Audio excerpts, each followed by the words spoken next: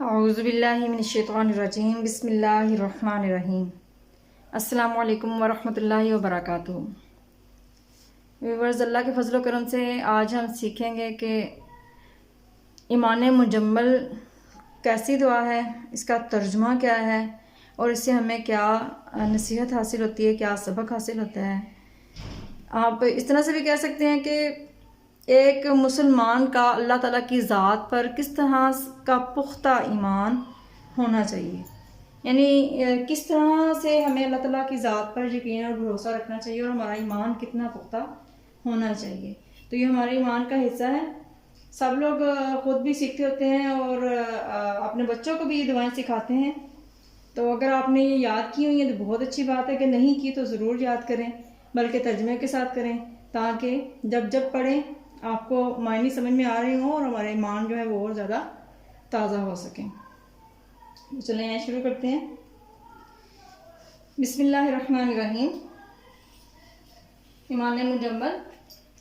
آمنت باللہ، میں ایمان لایا اللہ پر، یا میں ایمان لائی اللہ پر، کما جیسا کہ ہوا وہ بھی اسمائی اپنے ناموں کے ساتھ ہے۔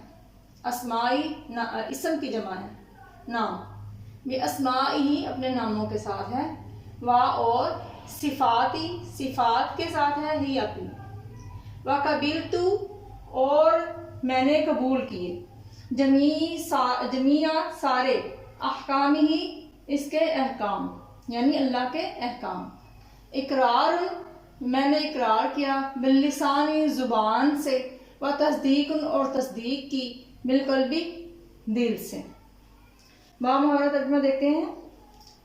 آمنت باللہ کما ہوا باسمائہ و صفاتہ و قبلت جمیع احکامہ، اقرار باللسان و تصدیق بالقلب۔ میں ایمان لایا یا میں ایمان لائی اللہ پر جیسا کہ وہ اپنے ناموں اور اپنی صفات کے ساتھ ہے، اور میں نے اس کے تمام احکام قبول کیے، زبان سے اقرار کرتے ہوئے اور دل سے تصدیق کرتے ہوئے۔ تو اسلامی بہن بھائیوں، جب ہمارا ایمان اس طرح کی صفات کے ساتھ یا اس طرح کی دعاؤں کو سمجھتے ہوئے پختہ ہو جاتا ہے تو ہمیں اللہ تعالیٰ کی ذات پر یقین بھی ہمارا اور زیادہ پختہ ہو جاتا ہے، اور پھر ہمیں پتہ چلتا ہے کہ ہماری زندگی میں کس طریقہ کا عقیدہ اور کس طرح کا ایمان ہونا چاہیے۔